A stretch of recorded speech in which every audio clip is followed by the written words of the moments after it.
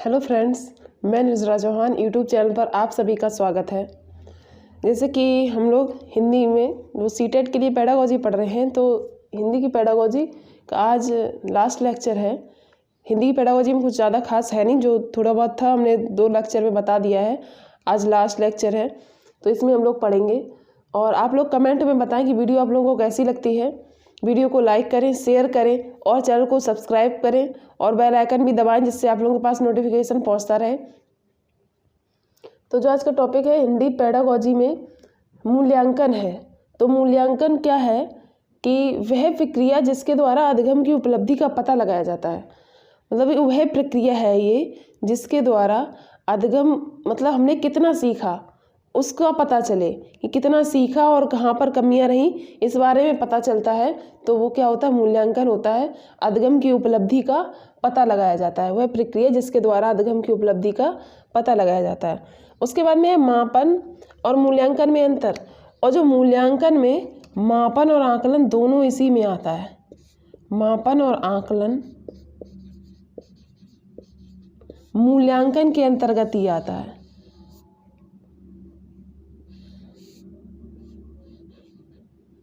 मापन और आकलन दोनों मूल्यांकन के अंतर्गत आता है। तो मूल्यांकन और मापन में अंतर क्या है?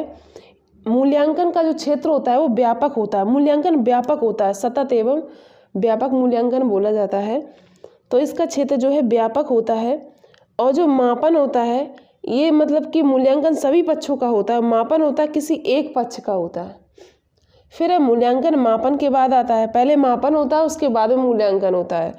तो फिर जरूरी है कि जो मापन है वो पहले आएगा, मूल्यांकन बाद में आएगा। यानी जो मूल्यांकन है मापन के बाद आता है और मापन मूल्यांकन से पहले आता है। फिर है मूल्यांकन के बाद एक भविष्यवाणी संभव है। जब मूल्यांकन होता है तो मूल्यांकन के बाद एक भविष्यवाणी करना संभव है, परंतु मापन के बाद भविष्यवाणी करना संभव नहीं है। फिर है मूल स्थिति आधारित होता है। जो मूल्यांकन है वो स्थिति आधारित होता है। ये शॉर्ट में लिखा हुआ है मूल्यांकन, सभी जगह मूल्यांकन क्या होता है, स्थिति आधारित होता है। और लेकिन जो मापन है वो अंक आधारित होता है। ठीक है। उसके बाद में है सतत एवं व्यापक मूल्यांकन के महत्व। अब सतत एवं व्यापक मूल्यांकन के महत्व क्या है कि सभी पक्ष का एक तो मूल्यांकन हो जाता है। सतत एवं व्यापक मूल्यांकन का अर्थ ही है कि बच्चे के सभी पक्षों का मूल्यांकन करना, किसी एक पक्ष का नहीं, उसके सभी कौशलों सभी पक्षों का मूल्यांकन करना।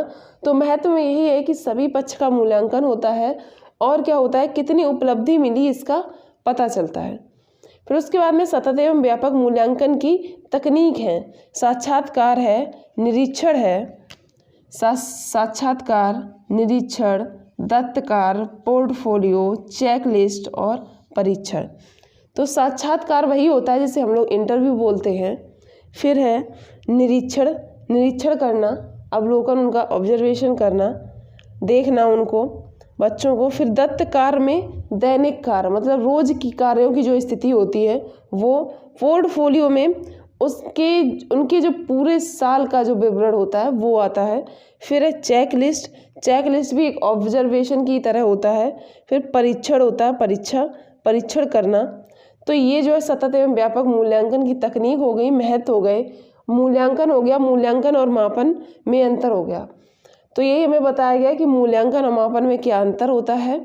और इसके बाद में हम NCF 2005 के बारे में पढ़ेंगे। इसमें कुछ ज़्यादा नहीं है, इतना है, इसमें से ही प्रश्न पूछे जाते हैं। तो NCF 2005 के बाद फिर है उसके बाद में NCF 2005, इसमें कि आरंभिक स्तर के गणित, सामाजिक विज्ञान आदि ज्ञान की मातृभाषा में आसानी से प्राप्त किया जा सके। आदि ज्ञान भी मातृभाषा में आसानी से प्राप्त किया जाता है।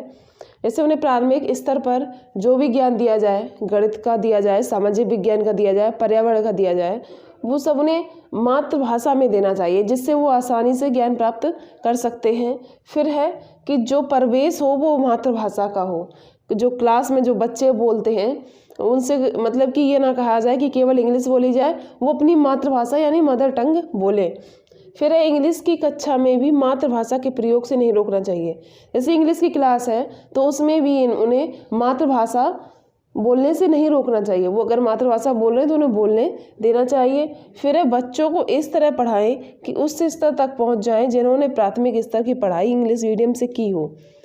मतलब बच्चों को इस प्रकार शिक्षा दी जाए कि जब वो उस स्तर तक पहुंच जाएं कि जिन बच्चों ने प्राथमिक स्तर की जो पढ़ाई है वो इंग्लिश मीडियम से की हो, वो उस स्तर तक पहुंच पाएँ, उन्हें इस हिसाब से पढ़ाएं।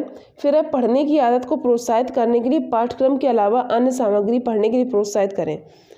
यानी कि उन्हें मतलब जब पढ़ने की आदत को प्रोत्साहित अगर उनके अंदर करना है तो हमें पाठ्यक्रम के अलावा अन्य जो पुस्तकें आती हैं, अन्य सामग्री आती हैं, उनको पढ़ने के लिए प्रोत्साहित करना चाहिए।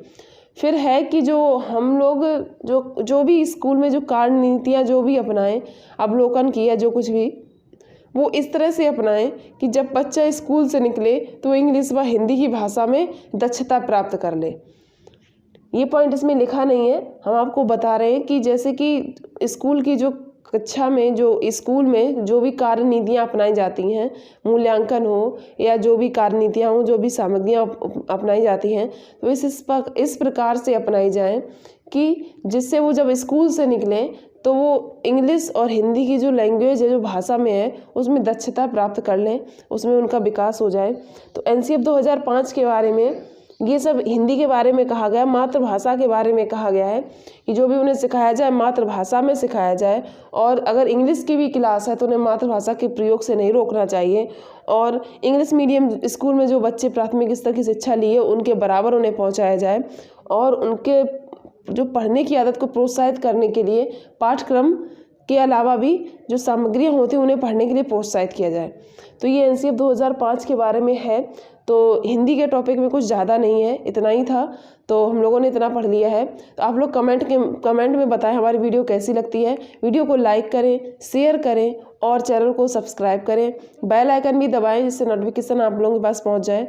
और अगर आप लोग क्लास को ज़्यादा से ज़्यादा शेयर करेंगे तो मुझे भी उससे मोटिवेशन मिलेगा और आप लोगों के लिए अच्छे से अच्छे कंटेंट लेकर आएंगे। और प्रैक्टिस सेट भी करवाते हैं शाम को जो सीटेट के लिए हैं, तो आप लोग ज़रूर देखें।